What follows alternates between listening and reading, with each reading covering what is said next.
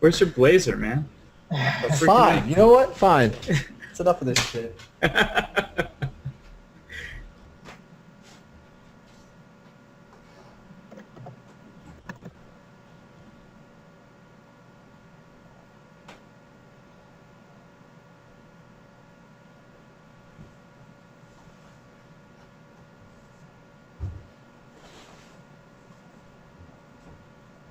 Man, it's a good thing we have those.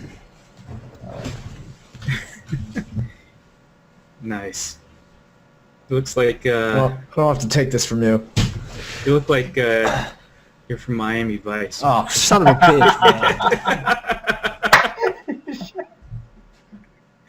man. That's coming back, right? Yeah, They did that. What's that indie game? Hotline Miami? yeah. Yeah. We should tell him when he comes back. It's actually apparently that's in, and whatever he's wearing is out.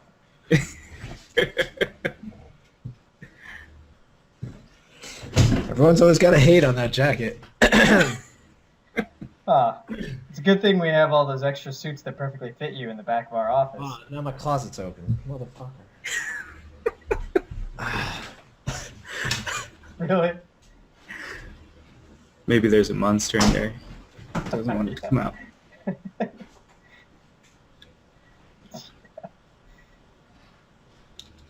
I'm very warm lighting in here. It's like everything's just... All right, chumps, let's do this. So I should mention it's been recording the whole time. You're an ass. The only thing is, it went on a little long, but okay. So start whenever you want. Oh, you can't do that now. I'm going to laugh. All right, you guys ready? Go. Hey, and welcome to the Unwind, where we talk all things tech and video games. This is episode 6. We will be talking about WWDC and a preview of E3. And I am always your favorite Windows fanboy, Rob Steller. And I'm Josiah Hills. And I'm Shawn Thomas. So, as Rob mentioned, next week is WWDC, Apple's annual developers conference. It also kind of serves as a way for them to introduce not always new products, but updates to things. So there are a lot of big things. They're planning on showing a lot of major things. One of which that they've been hinting at pretty strongly is that there's going to be a new revision to iOS 7. So I don't know if you have any thoughts on it, Josiah? Yeah, I guess that's me, right? Rob's the Microsoft fanboy.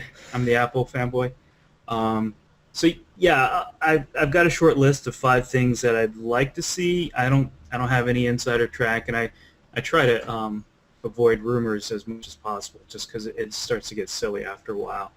But so things that I'd like to see, and Tim Cook did kind of say that this was going to focus mostly on software. So they're going to talk about iOS 7 is definitely going to be released or announced there and detailed there, and probably OS X 9. 10.9. They're going back. And there's some evidence that they probably will do some hardware conversations around probably the MacBook Air and maybe the MacBook Pro, because those inventories of those are dropping in stores and they're not getting replenished. So but I think the Apple strategy lately is kind of not making a big fuss, or they don't consider it a big fuss when they update or relaunch their computer hardware. They're just focusing on big announcements for mobile and innovative products. So anyhow, what I would like to see, number one, and I'm sure Rob's going to get a kick out of this, is split screen multitasking. Right, that's something you can do in RT and Windows 8, obviously. Rob, can you do it on Windows mobile phone? Not the phone, no. Okay. So I'd like to see that in OS 7. You know, obviously it wouldn't work that well on the iPhone 5 because the screen, even though they enlarge the screen, it's still fairly small, but you could probably do it in portrait mode, 2 squares side by side or 2 4x3 pictures side by side. but it would make a lot of sense on the iPad with Retina screen. Yeah, I don't I know why think people they've got a don't lot of make- real estate there. Yeah, I don't know why people don't make a bigger deal about that. I hate the fact that anytime I use a tablet, you are always in one app, which Yeah. I'm almost never in when I'm using my computer. Like, I think the split screen thing is a big deal. I'm not as big of a fan of it on phones. I mean, I just, for the smaller form Yeah. factor. I think Right. there is an Android phone I think that's going to do that, right? Well, Yeah, the Galaxy has some of the form Samsungs do that already. Yeah. Yeah. but they're very hacked in, and they're not that great. Like Right. with the Galaxy S3, I think you could actually do a video overlay on your screen, and you could kind of drag it around. But it's not like the snapping feature on Windows 8 where it's built in and it changes the functionality. Like when you're using IMs, it's not like it just scrunches it in half. It kind of changes it. It's almost like the websites that adapt to Right. your screen size. Like it changes Right. it, and I mean, I think it makes so much sense. I don't know. Yeah, what you think and about it. the biggest things about that is like when I'm copying and pasting or trying to, Yeah, sometimes you can't always copy and paste text because of, it might be put in as a picture or something like that. And it doesn't always work in text messages. Like a good example is, I think it's with AT&T. You can forward text messages that are spam to an AT&T number, Huh. and then it says, so you forward the message to this number, which I have saved in my phone contacts but then it always says, thanks for sending this message. We'll mark it as spam. Please send the phone number that sent you this text message. And it won't let me copy and paste the phone number, so I got to commit it to Okay. memory and then type it in. So just minor little things like that. Even if they just kept it to a handful of apps, it'd be a huge improvement. So that's number one on my list. Number two, and they probably won't go with this, and this is more so.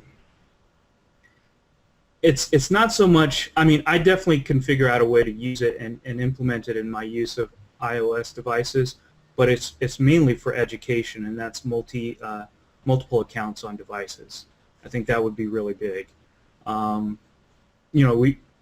and I do this education technology podcast, and we were talking about Google Chromebooks because kind of potentially surpassing iPads and Android tablets in the classroom because it handles multiple users so well, among other reasons. But I really think the multiple accounts thing would be big because I've got an iPad that I use for work, and it's my iPad, so I've got some games on there and stuff like that. But I don't want that stuff on my screen when I'm doing a presentation from my iPad or something like that. So I kind of have to trick it to make multiple screens and swipe all the way to the right when I and have that folder for my games and stuff like that. And for even like Netflix and Amazon Video, I don't want that on my home screen when I'm doing a presentation.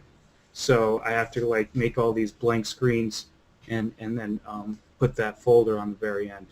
So that would be cool if they had multiple accounts. It's definitely not the same thing as that, but I remember, and I thought it was a cool idea, but I don't know how many people used it when Windows Phone had the idea that you could turn it in kids mode because your kids use it and you don't want them to go out of it. If you had like a business mode and a home mode versus or something like that. Which is did any BlackBerry phones have anything like that? No, I don't think so. But it's and I would never hand my phone to somebody. I don't think I'd even hand it to my kid if I had a kid. But definitely the iPad is a different. A tablet is a different type of device, and you commonly hand that over, and you do a lot of different. You could present from an iPad. Technically, you could present from your phone, but I'd never do it. So, it's the same thing as like having Outlook open on your laptop and doing a presentation and seeing these pop-up notifications come up, right? So whenever I do a presentation, I have to shut down Outlook. Otherwise, people are going to see the mail preview. So I'd like some option like that on my iPad. Yeah. Reply. Everybody hates the boss. No, it's funny when it's funny how things have changed because with the multiple accounts, I remember being a kid and having a family computer and multiple accounts were important. Like, I'd have Right. mine, my brother, sister, whatever. But now everybody has their own device, so it's almost an Right. afterthought.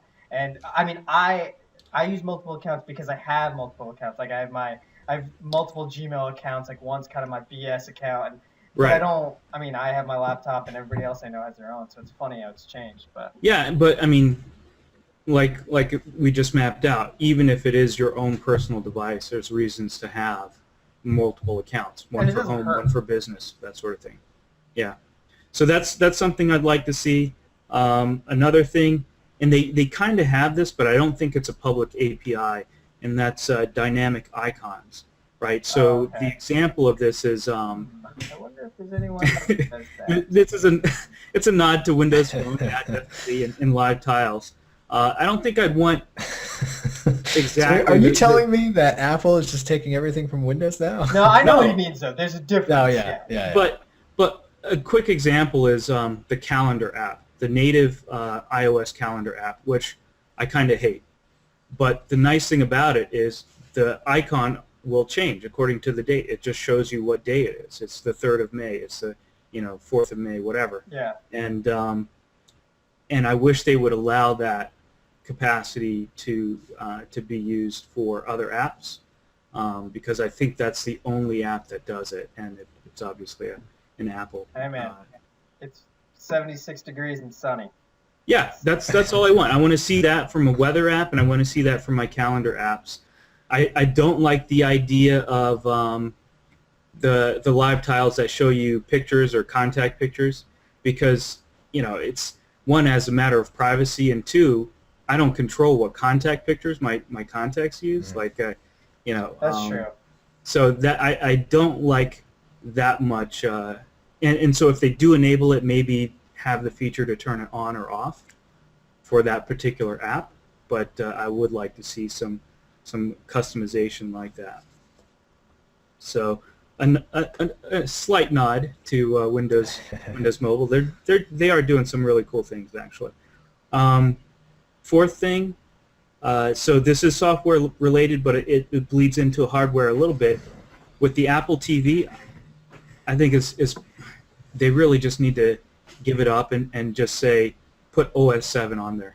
I put a full version of iOS on there, because it uses the same chips, and so in effect it would become it turn your TV into a giant iPad, and they need to put the full operating system on there, because right now they curate the apps that go on there. You can't install additional apps or anything like that, and there's no web browser. So that's really all I want is an Apple TV that lets me get to the web, because then I could get rid of my 8-year-old Mac Mini that's hooked up to my TV, and I wouldn't have to go drop $500 on a next-gen console.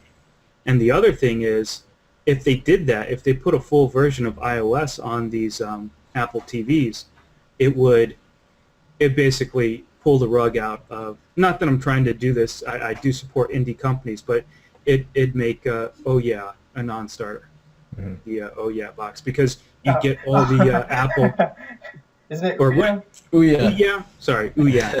Oh yeah. I'm the old guy, right? Yeah. Yeah, on the Android, but it would basically open up a whole new level of gaming for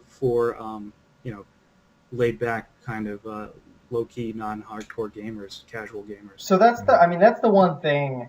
Everybody feels like they're going to make a play in that field, and I feel like they're not going to do a real overhaul of the Apple TV until they decide what they're going to do. I don't know for years people felt like that was going to be their next product, their next thing they're going to into. I'm just talking about that tiny little black box. I'm not even saying I need a 4K HD panel from Apple called an Apple TV. I'm just talking about that tiny little box that Steve Jobs said was a hobby for the last 8 years. Yeah. Rest in peace, Steve. But they just need to. It's got all the hardware in it. They just need to plop iOS on it and make it a real a real powerhouse in the living room space. Yeah, and they still talk about it quite a bit because it sells well. I mean, $99, that's definitely a Yeah, good deal. So yeah, I'm pretty sure on a lot of the earnings calls, they still talk about it. Like, not that it's, you know, destroying consoles, which are probably the main right. form of media consumption, but it's And, definitely and the significant. pressure's on too because I'm pretty sure the latest version of the Roku box lets you play games on it, and the it's still like Angry Birds and simple stuff, but the controller actually has a little gamepad on the back of it. It Huh. has the little plus gamepad thing on it. Yeah, now So, I forgot what it's called, but there's another competitor to the Ouya. There's another Android-based Yeah, I saw yeah, that. system. and So that's a subscription model, I think, for their Yeah, game. I yeah, think you you're can right. do either or, can't you? It's like you could either pay Right, sure. 129 up front, but yeah, it's interesting. And then Yeah. I mean, the whole problem with the Ouya was that it wasn't very smooth. Granted, it's not official yet, but Well, yeah, that's the beta. So yeah, I'm sure they'll get it together, but I just think like you know, all Apple has to do is yeah, no, flash the ROM on that thing, and they've got everything that the Ouya has. You just throw in an API to use your iPod Touch or your iPhone as a controller while they wait for a real controller to be developed, and boom, you're done. and realistically, iOS definitely has better games. I mean, Yeah, yeah. so you don't have to deal with. I mean, yeah, without a doubt. So I mean, if they did that, it would even top out it topped the Wii U, right? I mean, obviously, yeah, I mean it's poor as Wii good. U. If they just added the App Store to Apple TV, it'd be as good as a Wii U. It'd be better than the Wii U. Yeah. As a side note, it's funny when all the like privacy concerns about Xbox One were coming out, and people were saying we don't know what PS4 is going to do.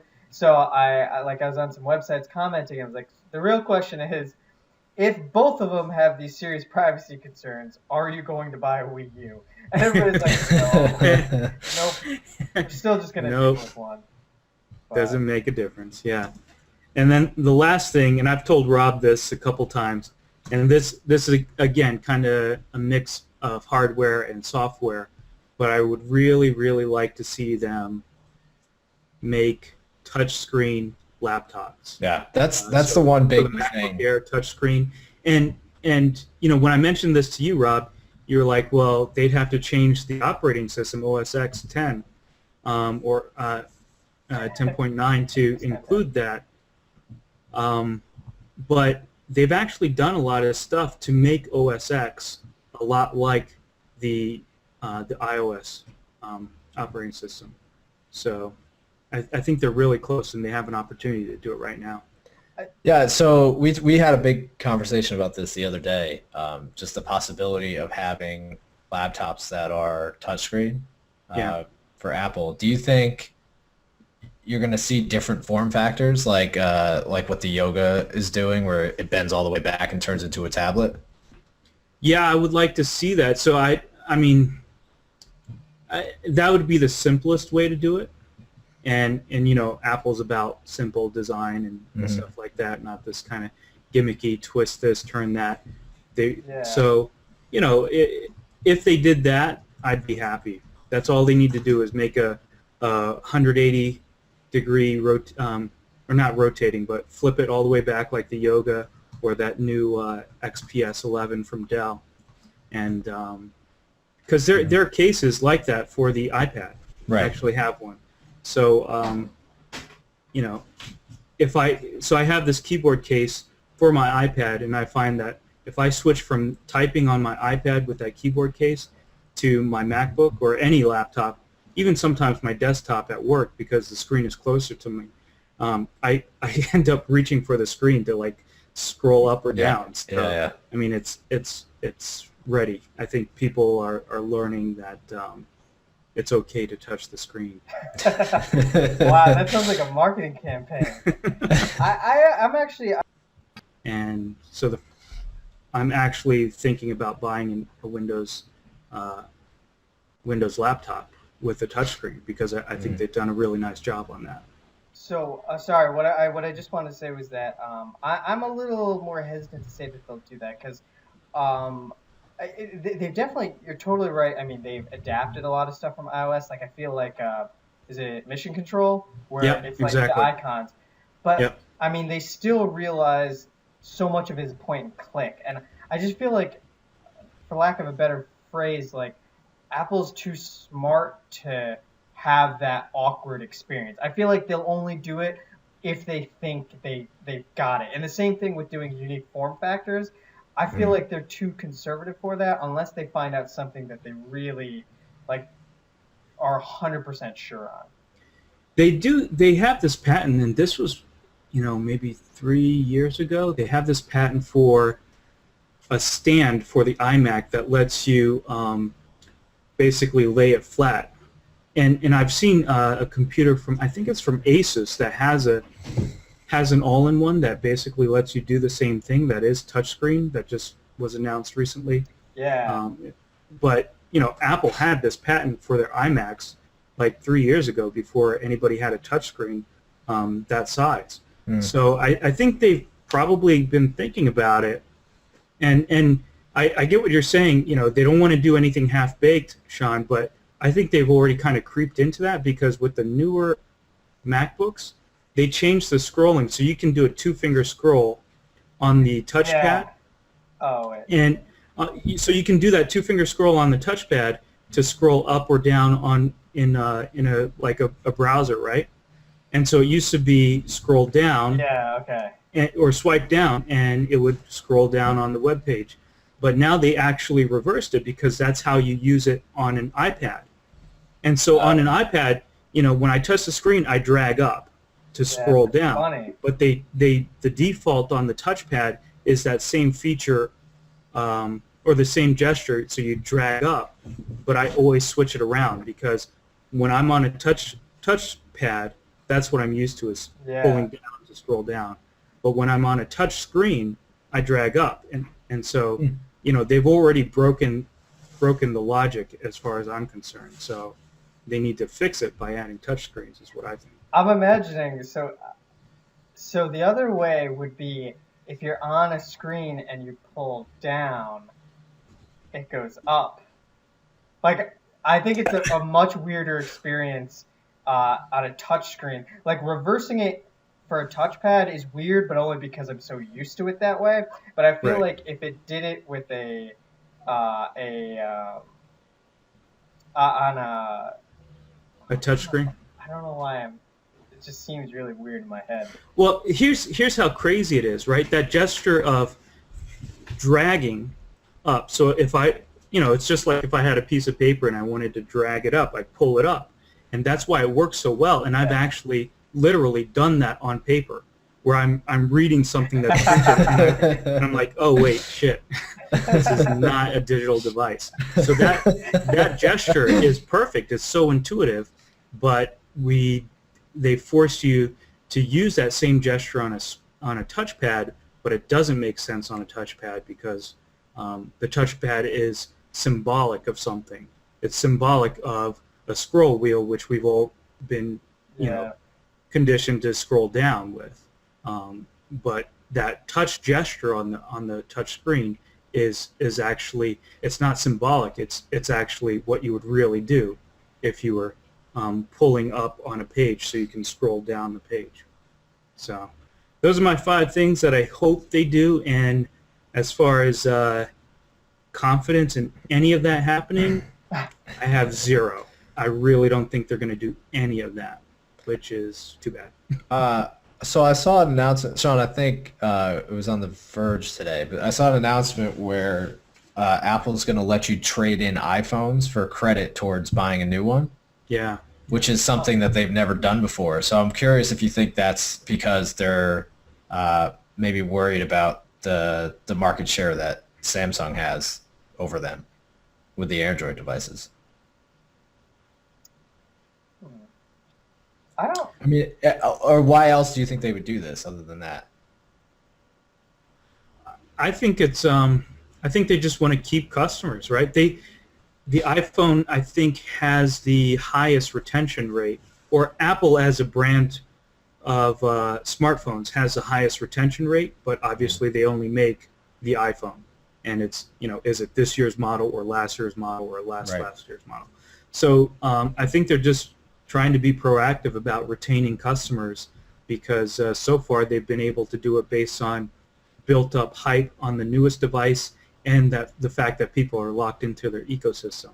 And now I think the hype is dying down, and I think they still have a pretty good lock on the ecosystem, but some people are, the allure of new stuff is big enough that people are Right. willing to drop and the other thing is, I don't think they really think of it in these terms, but people are probably willing to drop another $50 to get all those productivity apps and must-have apps if they switch to a new device.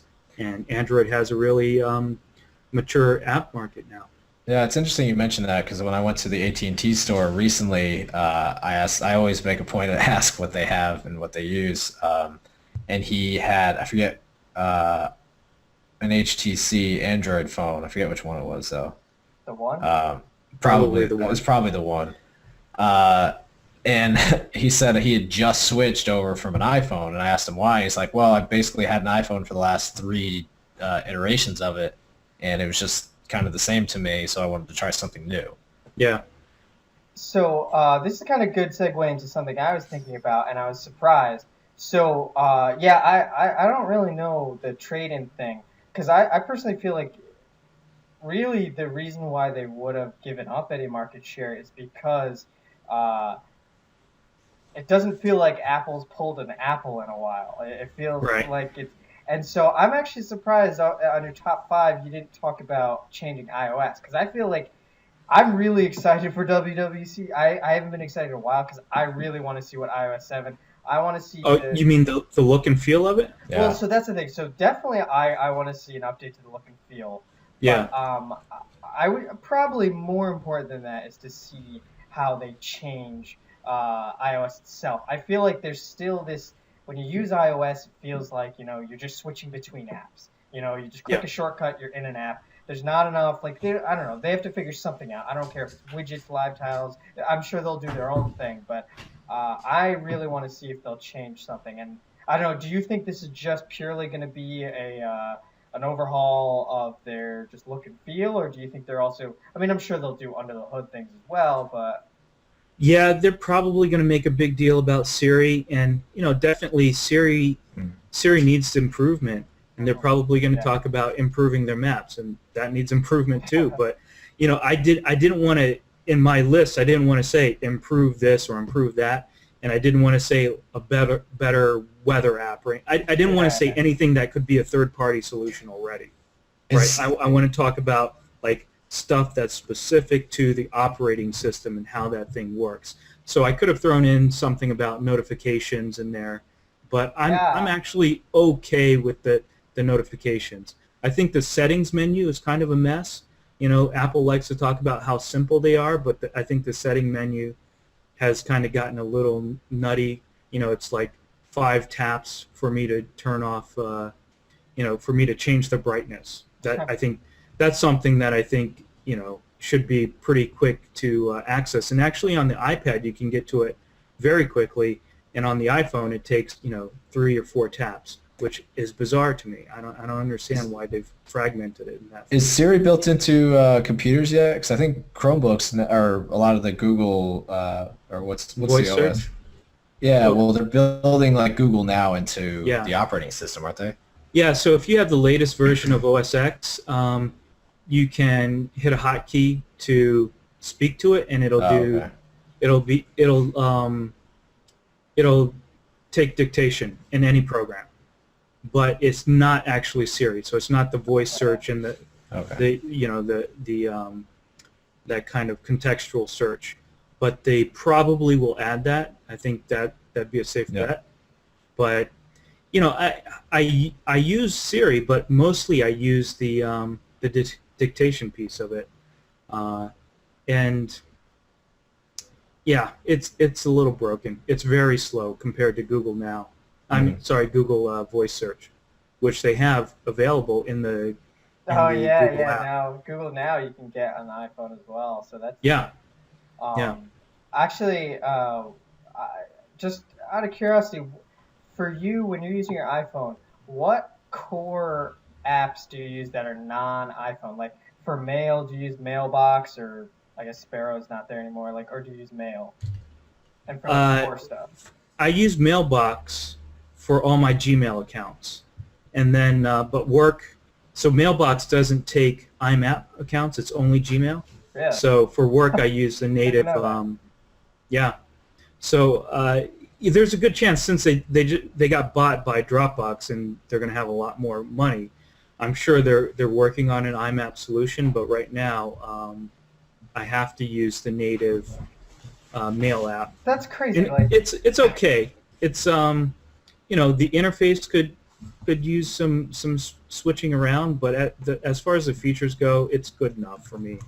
But well, I'm just curious because I've heard of a lot of people who, because it's great that the iOS app ecosystem is really robust, but people aren't using a lot of the main. Like I know a lot of people who use Chrome, Yep. Gmail or Mailbox, IM solutions. I don't know, maybe Facebook Messenger or something. I mean, I guess iMessage is pretty good, so there's no reason to switch, right?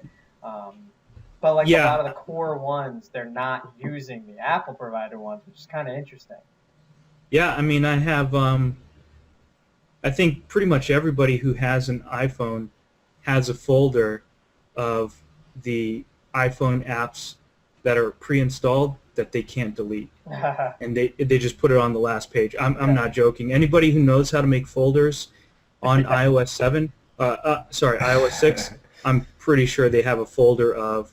I'll tell you what they are. It's the clock app, it's the weather app, it's the compass app, it's the voice memos, it's the calculator, it's stocks. It's, that stuff. There's third-party solutions that are a million times better.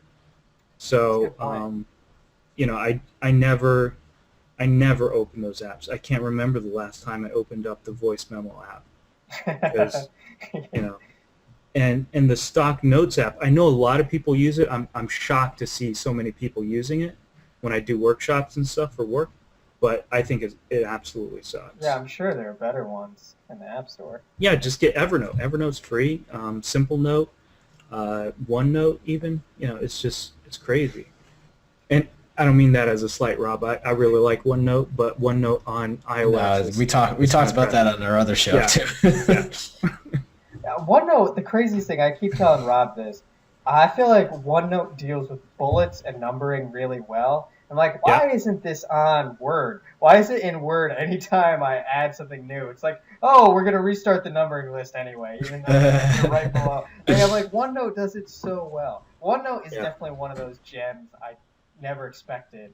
And then I think Robbie told me about it. And well, it's crazy because it's been there for a while. Yeah. It's been there since I was in college.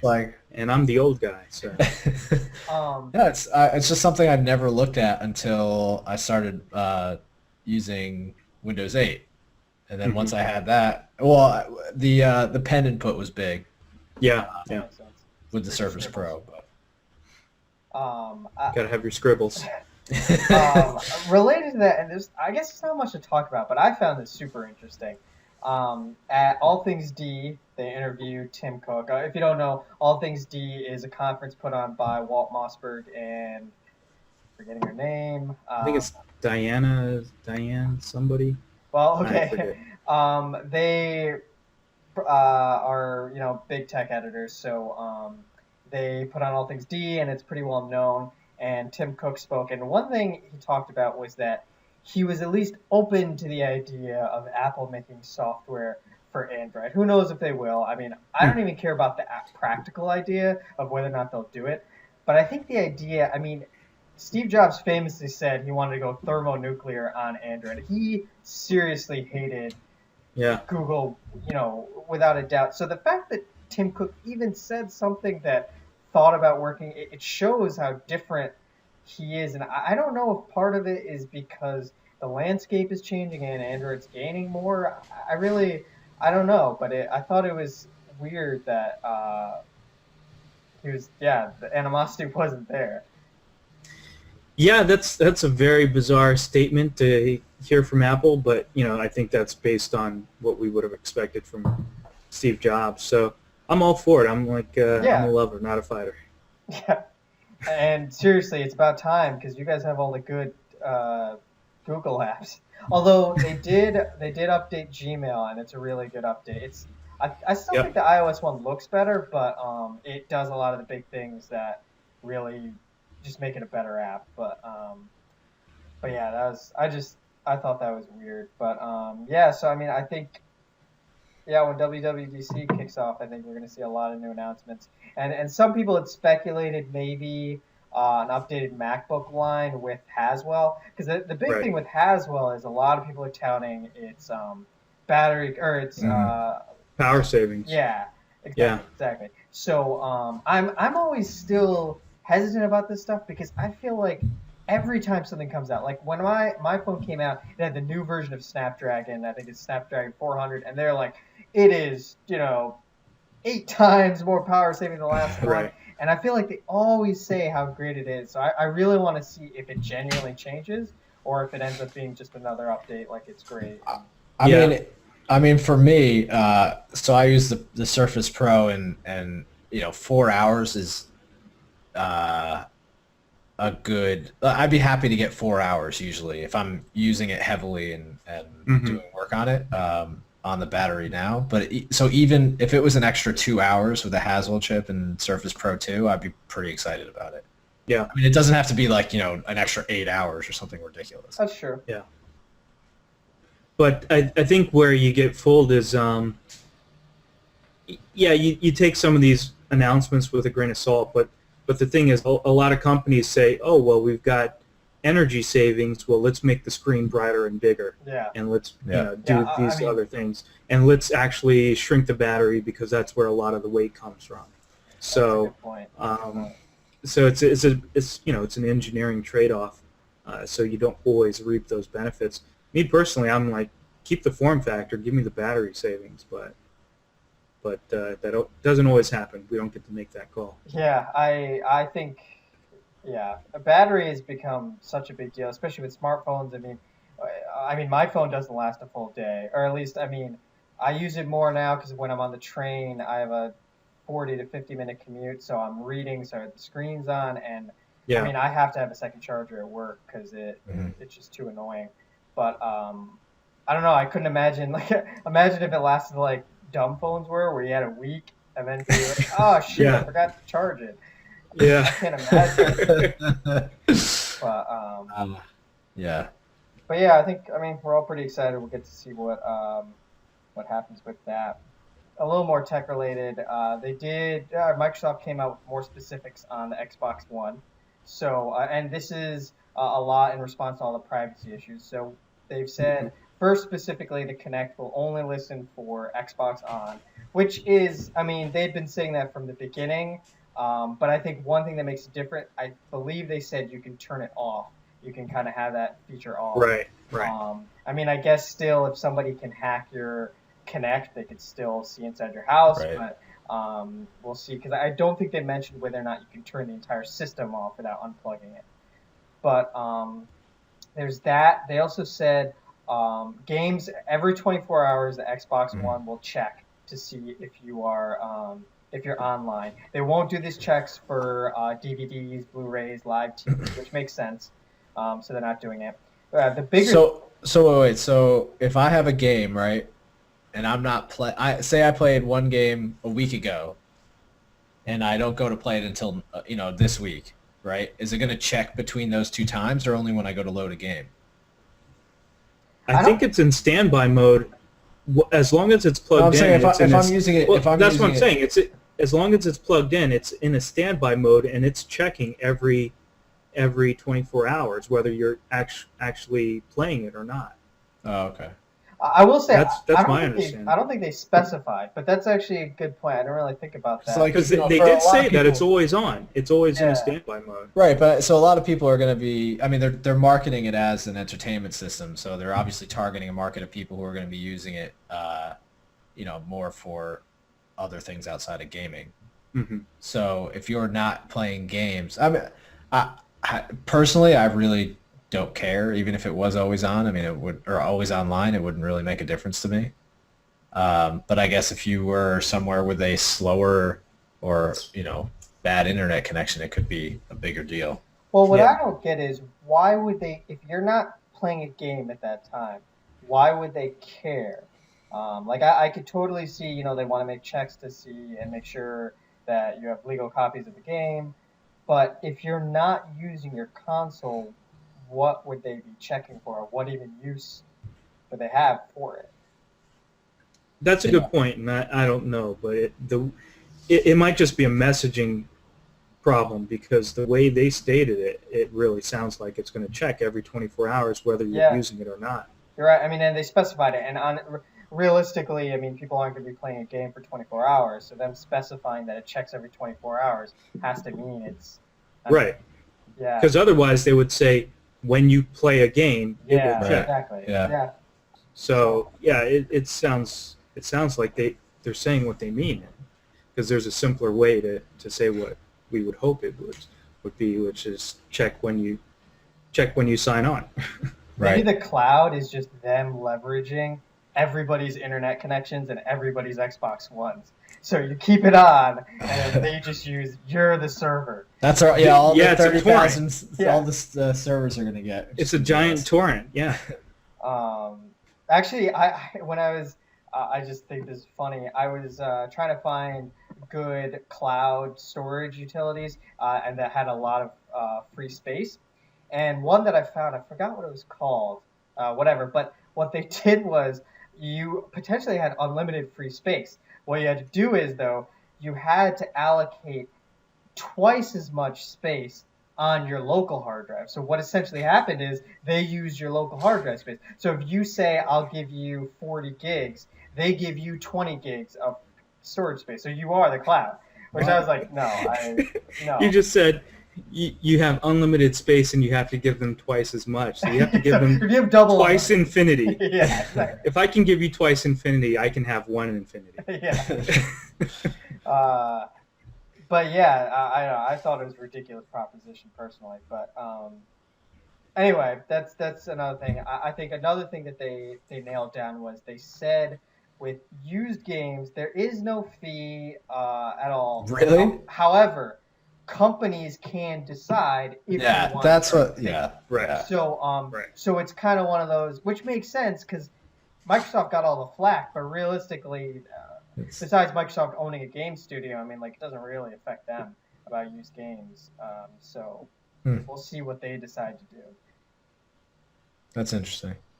And I think the third thing, yeah. So we'll see if they do the used games, and I think they're giving them a lot of different options. I assume, like, you know, they could also do multiplayer only component. They specified a few more things in terms of having your friends borrow games. Like, for example, your friend can borrow a game if they borrow the disc, but they have to have been your Xbox Live friend for at least 30 days. So it's literally like they have to be your friend. You can't just give it to somebody random. Josiah, add me now. I need to borrow all your So games. stupid. And there's Oh, yeah. some more specifics with transferring of licenses. I actually, to be completely honest, I don't totally remember it, but we'll see. And I think the bigger thing is I want to see what Sony decides, because I'm sure they're going to do something, but they get to be a lot more reactionary in that they can just decide, hey, you know, we'll just decide whatever sounds the best. So Right. we'll see what they decide to do. Hopefully they'll say at E3. I don't know if they will. I mean, I figure they're going to show the PlayStation 4 at that point, right? I mean, I mean, they have to, right? They'll have a blurry filter over it. yeah. They already have that promo video that they put It'll be out with like- all this like random angle shots, like Yeah. zoomed in angles. That's it. That's all it is. It's just a bunch of angles. Yeah. Yeah. It's in all- 4 dimensions. It's weird. I thought it was funny because a few people tried to put together a render based Yeah. on what the. Yeah, I it's literally, funny. I felt like all the renders were just a lot of vents, which I thought was really stupid. I It's was just a like- fan. The entire box is just a But then I fan. thought about it. I'm like, the Xbox One is kind of a giant vent. Like, Yeah. there really is a vent everywhere. It is, So- and Yeah. and it's all the same hardware really that's going into Yeah. it. So So I think it'll be cool. We'll get to see. So Yeah, getting into that. No pun intended. I get you. Ah. E3 is going to come up right after WWDC, so that's Yeah, same time cool. actually. I think the Microsoft announcement is the same time as the Apple keynote. So Really? Well, I know what I'm watching. Wow, that's man. Tech journals are yeah, you got to split your brain in two. Yeah. it's gonna be Nuts. crazy. But well, so yeah, going into E3, we were thinking of doing a top 5 and on games that we. Rob? Same. All right. We're keeping this theme of top 5s. Apparently, we love lists on this show, so we're gonna try to do 2 shows next week. Hopefully, one Monday night, provided I could bribe these guys into coming out and doing a show. And Monday night will focus on all of the big conferences or press conferences. Microsoft, EA, Ubisoft, and Sony are all doing shows on Monday, and also I guess some WWDC news as well. And then on Thursday we'll do a normal show and we'll talk about more of all the games we see. So next week our top 5 is going to be top 5 games we're most excited about. But since most games Excited about that were announced. that were announced, yeah, Right. that were shown off or demoed or shown, a fleeting screenshot at E3. A logo. But yeah, but for now, since we only know a handful of games that are actually confirmed, we're going to do a top 5 of games that we would like to see and we have a feeling that might come out, and also combined with that, hopeful games that if they were announced, we would just lose our shit because they were completely, not expected. So who wants to go first? I don't know if that description of the list made any sense. Whatever. We'll have an Games that we article would about love what to we're talking see that may probably or may not happen. There you go. Whoa. That's what the list is. I gotta use my hands more because Shawn. about. And Neil deGrasse Tyson does it. Yeah. I think Rob. I think you'd be a great candidate to go first. All right. So I actually have 6 because I couldn't. Rob can't count. I can't. I don't follow. I'm a rebel. I can't follow rules. So 6 is a new Fable game, and not a Kinect game. What? What's wrong with Fable? Go, do your list. No. What? I wanted to like Fable so much, and the first one was such a disappointment to me because I didn't like the story, and the RPG stuff was just way too simplistic. Well, It's classic Molyneux, over promising. Hey, you asked me You know to what? say Hey, what I didn't like about it. I didn't was say gonna let you- anything. I didn't say anything. Sean said that. You can So- don't have it on your list. First of all, it's not in my top 5. It's technically my game, so I don't know why we're spending so much. Well, Anyway. side note with that, I personally liked Fable 1, but you're I like totally Fable. right. It was you didn't play Fable 1, I thought. You played 2 and 3. I didn't. No, 2 and 3. 2 and 3. But Sorry, my bad. it was definitely an overpromise. It's like, you get to really feel his age, and then you see it, Yeah. he like has 4 wrinkles, and you're like. But I guess what I love is they've always done such a good job at voice acting and having funny characters, and like genuinely not silly, or not half-hearted writing. But I liked Fable 1, and they're putting out the 10th anniversary edition, and they're totally overhauling it. Yeah, I'll probably play that. So, I'll play that. And hey, I don't know if you clicked on the cube, but they finally opened the cube, and now that kid gets to be part of Peter's. Yeah, what was that?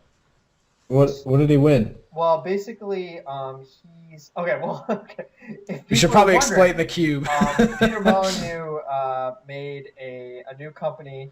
He left Lionhead, and it called 22 Cans. And they have some things in the pipeline, but they released an app where there's this giant cube, and basically you tap on it, and it'll take away a small piece of the cube. And basically the whole idea is he hyped it up that whoever gets to the inside of the cube, basically after you take away all the layers, they'll have a life-changing experience, something that will change your life. Oh, I didn't know that was what it was. Wait, Yeah. so all of those games, all the time I spent playing what was it, Mario Party on 64, where you're just sitting there and jamming buttons. I could have actually used those skills for Changed something. your life. God. I missed out. Well, so a kid in Britain won, and it's funny because he actually signed up for he downloaded the app an hour before he won it. He must have. He, It's like a golden ticket.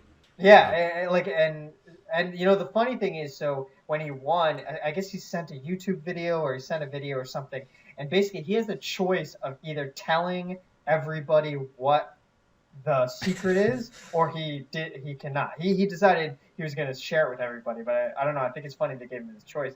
But basically, from what I remember, basically he gets to be. I don't know, Josiah. Do you know the name of their next game? They've already talked about No. it. A goddess or goddess, I think that's what it's called. Oh yeah. But he essentially, the kid gets to be a god, and he gets to have big decisions on that. So that's like a cool part. I think the life-changing experience is supposed to be that he's apparently getting a cut of all the earnings of the game. They haven't really specified how much he's going to Pretty make, ridiculous. but they're cutting him in on part of it. So that's supposed to be the life-changing thing, which I didn't know where they were going to go with the life-changing thing. I mean, it is life-changing in a way because I guess you could make a lot of money, but it's not life-changing in that it's just money. I don't know. So, but we'll see what ends up coming out and what he decides. He said he's going to be a benevolent god. It'd be kind of funny if he said, I'm going to be Satan and just kill everybody nonstop, because that would totally ruin the whole experiment. But it's now Dark Souls 2. yeah. But yeah. All right. Let me get to my top 5. Yeah, I don't know. Yeah. I told you. Sorry. Do top 5. Number 5 is a new Portal game. I absolutely love Portal. Yeah, cool. They're both shorter games. I would love to see another addition to that series. Probably the funniest game I've ever played. Ever played? Ever?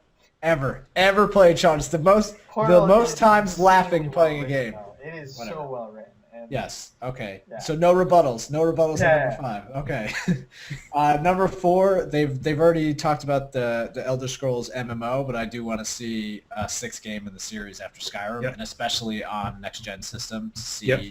if they can make Skyrim. Although I don't know if I want to see it without the bugs, because that's kind of what makes Skyrim Skyrim. Anyway, new Elder Scrolls game. Number 3, they've hinted at it. But I would love to see another Mass Effect game. So I don't want to get it. I don't want to spoil it, because in case some people haven't played it yet for whatever reason. It's been out 2 years. Spoil it. It's only been 1 year. All right, fine. Anyway, yeah. so given, I'll just say IT.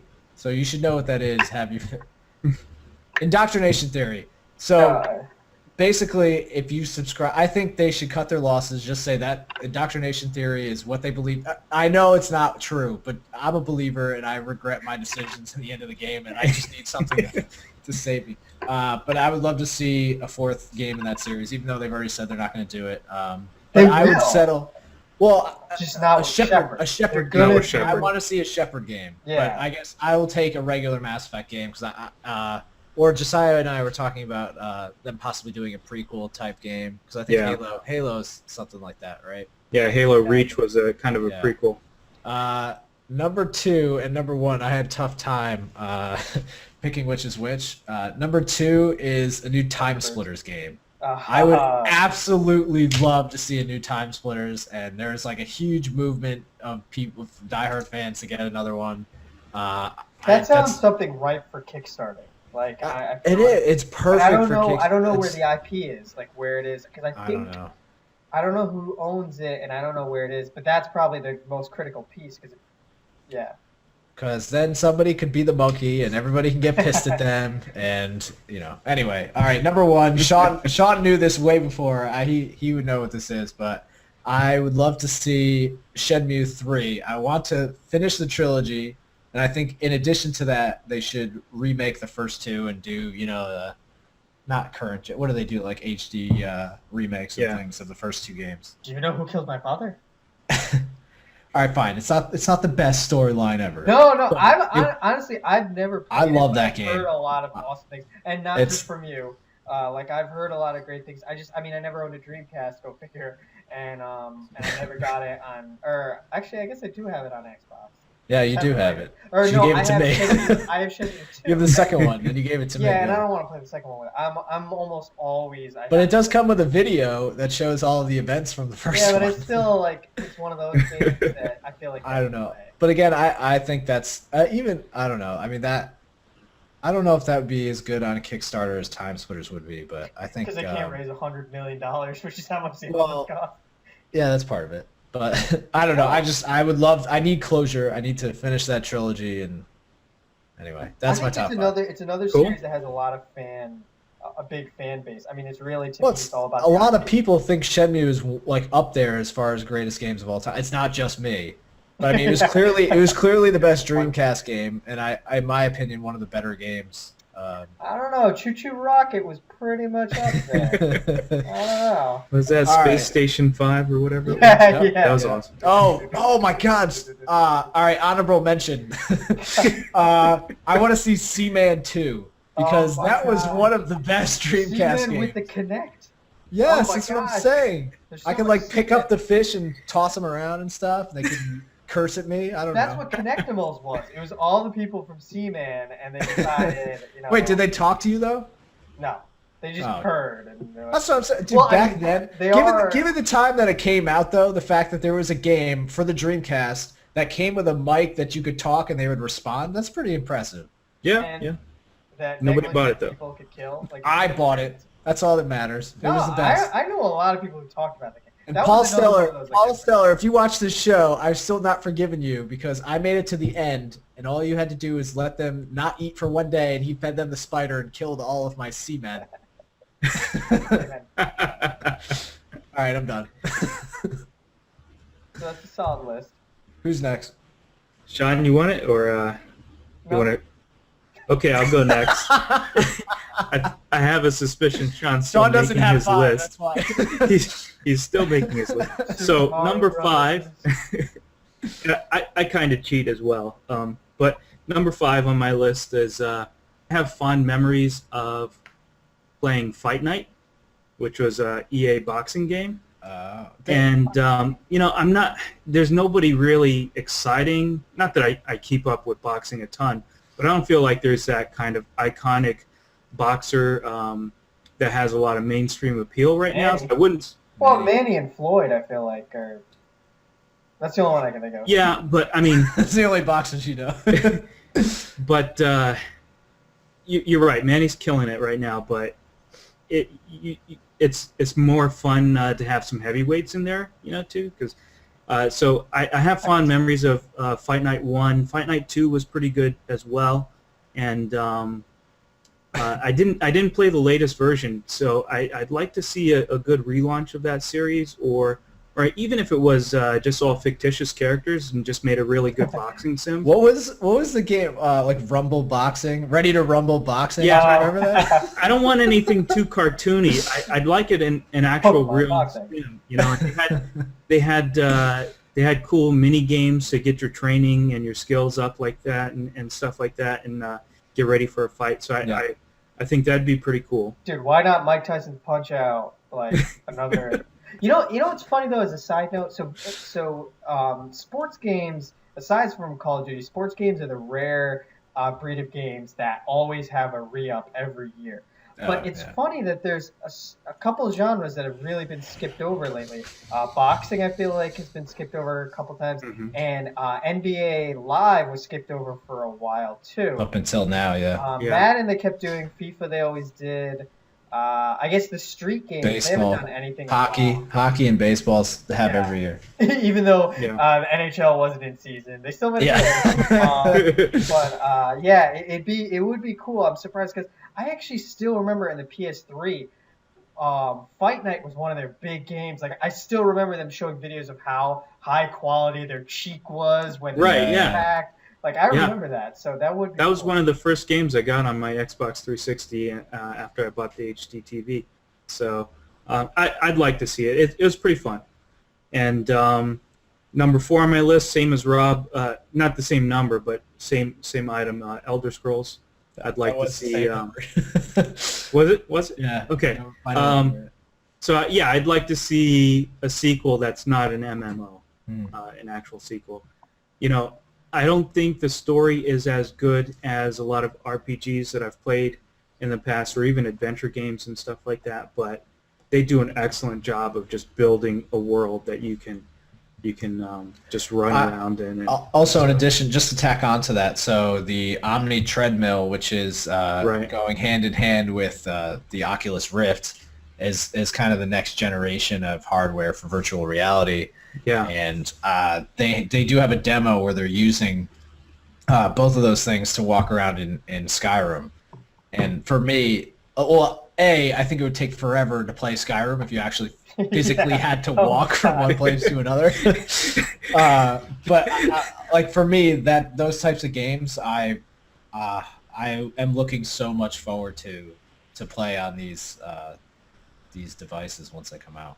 Yeah. I still say, man, once you hit that clipping, it's gonna be crazy on the Oculus Rift when you're like in the horse and you like bounce in between a mountain. Well, it's like what happens when the big giant comes and hits you with a club and you go flying into the air. I think it'd be hilarious if they keep that in, because I think a lot of people talk about this. It kind of feels like they knew. It's part of the game. Like, this is hilarious. Let's keep it. Because anyway, keep going. Sorry. Okay, so that's number 4. Number 3 and 2. Well, I'll just go ahead and say it. So number 3, I really loved playing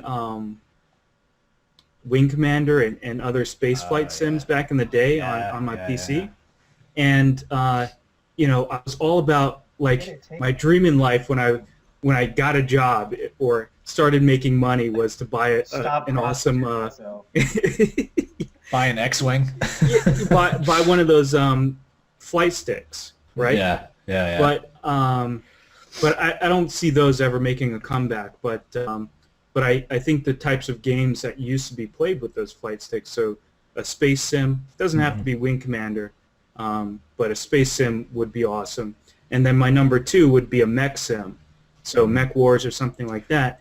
And just to cheat and get another option in there, combine 2 and 3, and I'm talking Robotech. Let's make a Robotech game. That's just Gundam. What was it, Gundam Wing? Yeah, Gundam Wing or Voltron. Even an awesome Voltron game Have you guys? Shawn, what was that gamepad that was like $3,000? That was just this entire it was mech. Virtual On. What? Virtual On? Is that what you're talking about? No, there was a in the arcades. There's a mech game that came out for the original Xbox, and it had mech in the name, and it wasn't in the Mech Warrior series. It was a different one. Okay. But it came with it was a $200 peripheral, and it was literally, it had dual joysticks, it had a whole panel, and it had pedals. It didn't sell well, and it's funny. I think they even released. It didn't sell well? Yeah, it's crazy. But they give them credit for going all out on it, but it was insane. Like, it was literally, you have a mech. I heard though, in addition, the bigger problem was it wasn't a particularly good game, so that kind of like. That hurts. Have you either played Saints Row? No, not yet. So one thing I like, there's one airplane that you get. It's a futuristic airplane, and it turns into a jet, and then you hit another button, and it turns into more of like a hover thing. And it's certainly not a mech, but it's really cool because what you do is you fly around to get to where you want to go, and then you switch into the other one, and then you blow the shit out of everything. Yeah. And Saints Row is all about, it's ridiculous, but it's tons of fun. And I should show you sometime. It's kind of cool how they do that.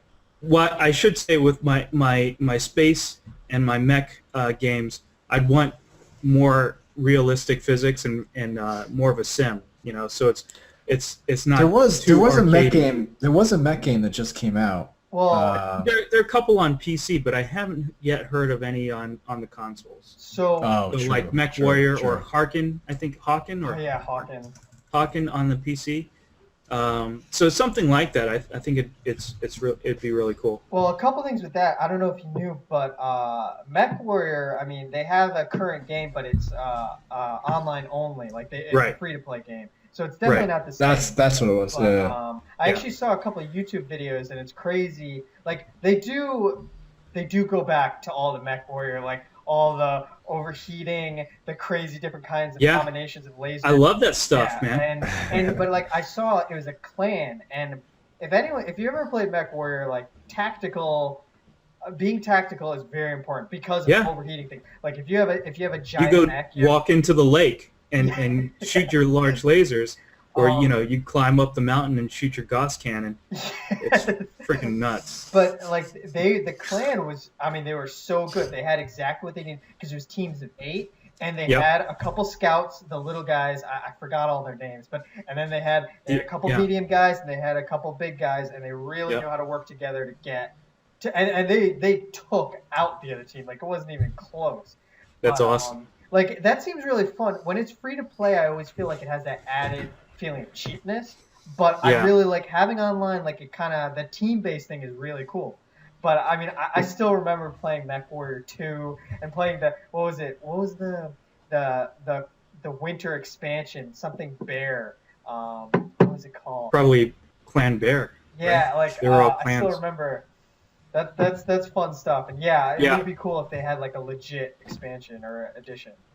Yeah, I wouldn't mind it if it also had a storyline too, because that world is actually pretty rich in cool stories. But so that's kind of my combination numbers 3 and 2, and number 1. I think I've mentioned it before. I have a soft spot for BioWare games, and I think I'm going to be disappointed now that the 2 original creators are gone.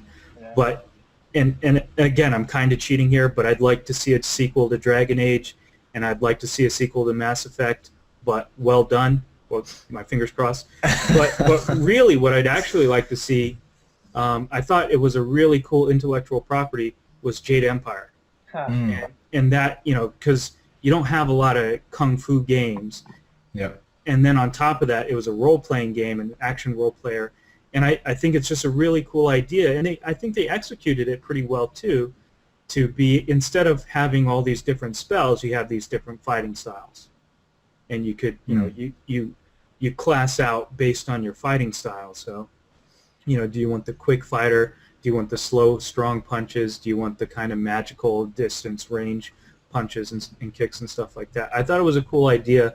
I'd like to see them go back to that world and have that kind of an action RPG, because I'm not super big on shooters, and I love the theme and the world of Mass Effect, but just the shooting gameplay, not really my thing. So I'd love to see that kind of kung fu action come back.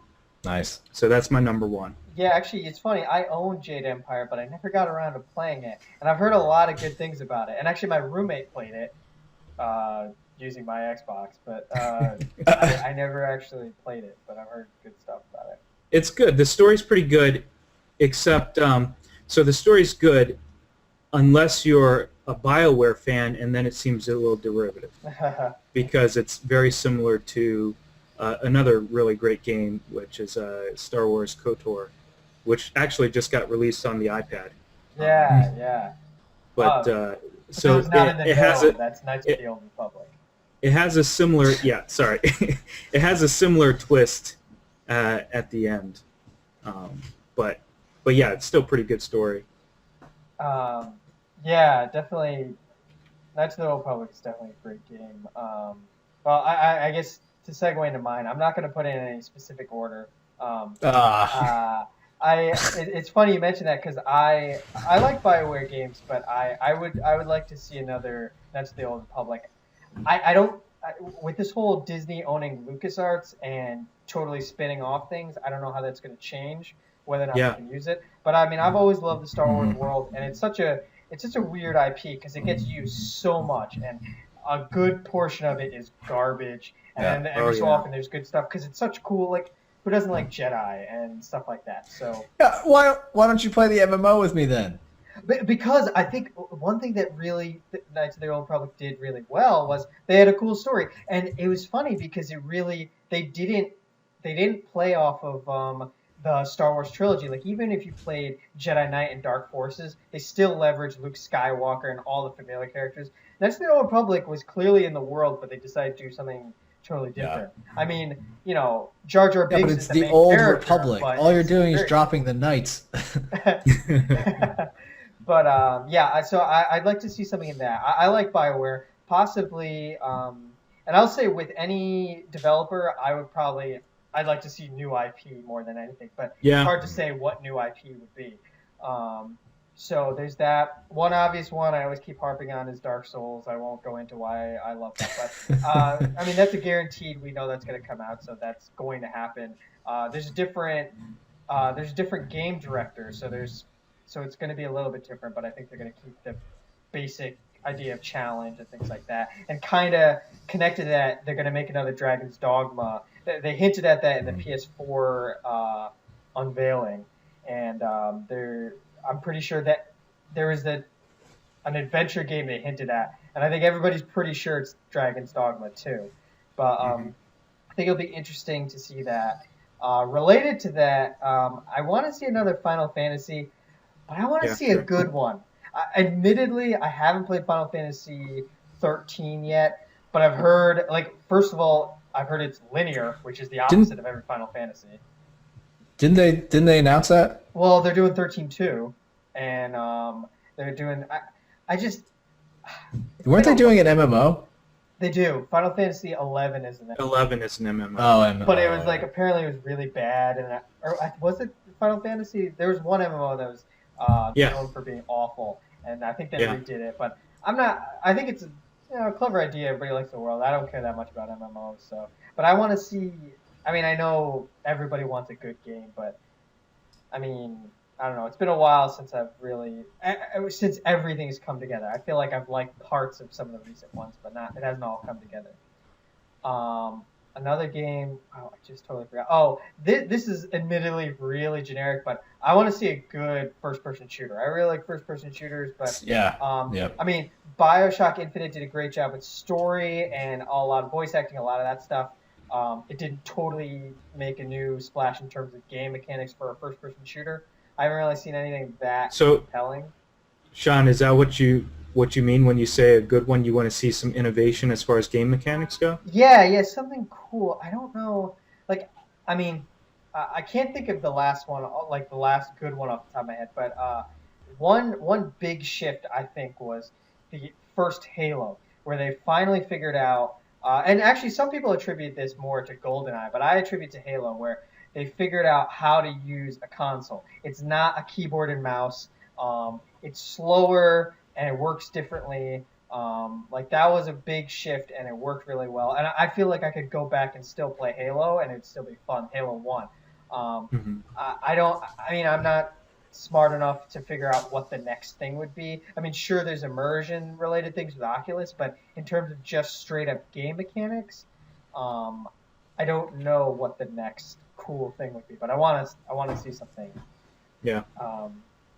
Then another one. Shoot, I'm forgetting them. Another one. It's funny that you said this, Josiah, because I want to see Descent Free Space 3, which was I think a lot of people would say it's Free Space 1 and 2, probably more 2, are up there with some of the best space flight sims, and that whole genre has gone nowhere. They've just lost popularity. Right. So, but it's another one. So it was owned by Interplay and Volition, and once THQ, who owns Volition, I think, went out of business. Like the whole thing I'm trying to get at, I don't know where the IP is, but it's another one. Like the people who made it have always said they really wanted to return to it, but there was just never any backing from publishers because they thought there wouldn't be money behind it. So who knows? Maybe they'll kickstart it. I think it'd be really fun. I'm very much the same way. I like. It sounds so nerdy, well, because it is, but I like more sim stuff. I like the fact that you have to manage your subsystems. I like you have to have special targeting systems because they've made. I don't know if you played Colony Wars, but Colony Wars was like you literally had one gun and you had a shield and a hull. And admittedly, it was on a PlayStation controller, so you can't do as much. But I really loved the technical aspect. And I don't know if you remember, but they are putting out a game, not Star Command, what's it called? Oh, yeah, it's actually by the creator of Wing Wing Commander. exactly. Yeah, that was on a Kickstarter. I actually I'm backing that. It's called Star Citizen. Yeah, the only Yeah. thing I didn't realize till later, granted I didn't back him, so I didn't lose any money, but it's an MMO, so that kind of changes. Yes and no. I mean, the description is that you should be able to play by yourself, but it has a sustained, massive world. So, like the economy, in your private instance, the economy is always affected by the online game. And it sounded like I'm not 100% sure on the details, but if you turn this option on, you can have random instances, like when you're flying missions, you can have random instances of real players coming into your space, into your flight. So they might choose to be pirates, they might choose to be friendlies, they might, so you can turn on, kind of pop in multiplayer, or you can just play it as an individual. Well, that's my understanding. My key question is there going to be a story? Like, is there a beginning and end to the game to a degree? Or is it, Skyrim... Is it? Yeah, I don't know if it's going to be... I think it's definitely going to have some sandbox elements, kind of like Free Space and Wing Commander Privateer, where you could choose to be a pirate, a mercenary, or a merchant. So you can do all of that, or you can fly for the military, but I don't know if there's going to be a strong storyline. And I mean, the real question is, are they going to bring back the classic Wing Commander FMVs? Because I would really love to see some lion people and great actors doing some FMVs. I've been missing it for years. But honestly, I didn't really play the Wing Commander series. I don't know why, but I did play X-Wing, the whole TIE Fighter series, which was great, and then X-Wing versus TIE Fighter, stuff like that. But I really want to see Descent Free Space, because anyone who played it, it kind of has a cliffhanger ending, sort of. So it'd be cool to continue that. But I really want to see that. Granted, I don't think it's going to happen. I just no interest. Although I will say adventure games went out of style completely. And then, like, Uncharted came out. And, like, I mean, granted, it's not a strict adventure game by any means. But I feel like there's some pushback from that. And adventure games dominated a portion of, like, the 90s. Like, I don't know if you remember King's Quest and Discworld. And, like, well, I think that stuff's coming back on tablets. Yeah. But a lot of indies. You're right. Yeah. So. But I wouldn't. I don't know what the industry calls it, but I wouldn't call something like Uncharted an adventure game. There's a lot of run and gun in that. Yeah, no, you're right. I mean, I'm stretching it a bit. I guess I don't know why that came to my head initially. Yeah, maybe that'll be my last one, King's Quest 14. Did they run out of Roman numerals yet? Because I still remember. I know, like, Uncle Bobby is, but I don't know if that was 5, but that was pretty much my list. And just a general call to new IP. I can't wait to see new IP. Considering Halo 18 and Gears of War 47, and just new IP. We'll see what they can do. All right. Well, that will do it for this episode. I think we're over time, right? Yeah. So join us hopefully on Monday. We'll be doing a special double episode. So we'll be back Monday and hopefully next Thursday. We'll bring you all things from the E3 and WWDC and break it down for you. And I think that's it, right? This is part of a larger project. I don't know why I keep mentioning this.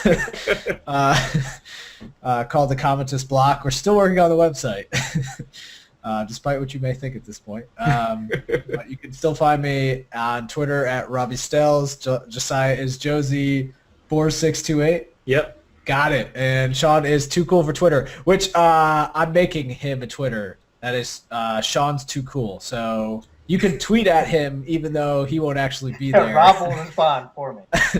And I will try to respond in Shawn's voice, and that's the best you're going to get. All right, so thank you very much for watching, and we will see you on Monday. Pike Squares.